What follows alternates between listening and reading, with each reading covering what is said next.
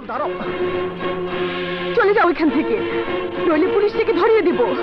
আমার কথা শোনো কাজল। তোমার সাথে আমার কোনো কথা নেই। একটা খুনির সাথে আমার কোনো কথা থাকতে পারে না। আমি খুনি নই কাজল, আমি তোমার বাবাকে খুন করিনি। মিথ্যাবাদী, শয়তান, প্রতারক! চলে যাও এখান থেকে, নইলে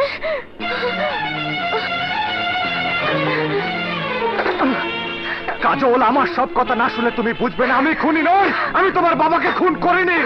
চুপ করো খুনি! প্রকাশ্যে সবার সামনে তুমি গুলি করে নির্মম ভাবে আমার বাবাকে হত্যা করেছো। এখন জেল পালিয়ে এসে বলছো তুমি নির্দোষ। হ্যাঁ, আমি নির্দোষ। জেলার আসগর খানের কুকীর্তি ধরার জন্য একটা গোপন মিশন বানানো হয় তোমার বাবার নির্দেশে। কয়েদি সেজে জেলে যাবার জন্য নকল গুলি করে তোমার বাবাকে হত্যা করার নাটক করে। কিন্তু কে জানতো জেলার আসগর খান, এসপি করিম ও নেতা জাফর চৌধুরী আমাকে ফাঁসানোর জন্য তোমার বাবাকে হত্যা করে। বন্ধ করো তোমার এই বানোয়াট গল্প। আমি বিশ্বাস করি না। সে গল্প বানোয়াট নয় কাজল। হাবিলদার আজিজ চাচা বেঁচে থাকলে। কি হয়েছে আজিজ কাকা? তাকেও তুমি খুন করেছো? আজিজ চাচাকে জেলের মধ্যে খুন করেছে ওই আজগর খান। না, তুমি মিথ্যে বলছো। তুমি খুনি।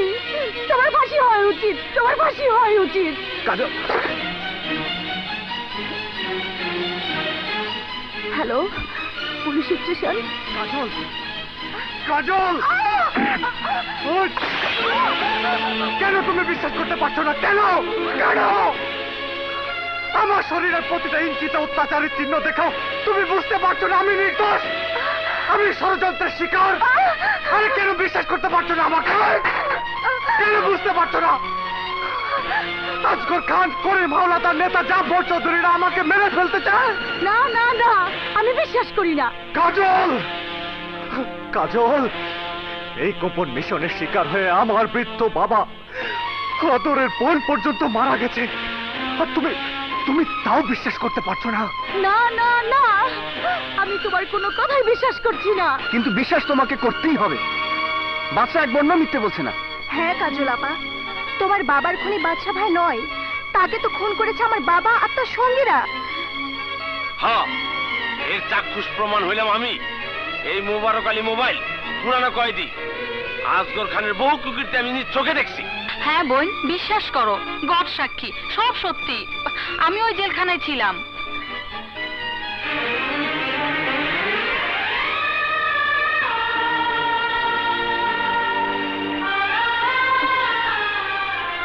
আমাকে মাফ করে দাও বাদশা। শোকে দুঃখে আমি তো পাগল হয়ে গিয়েছিলাম।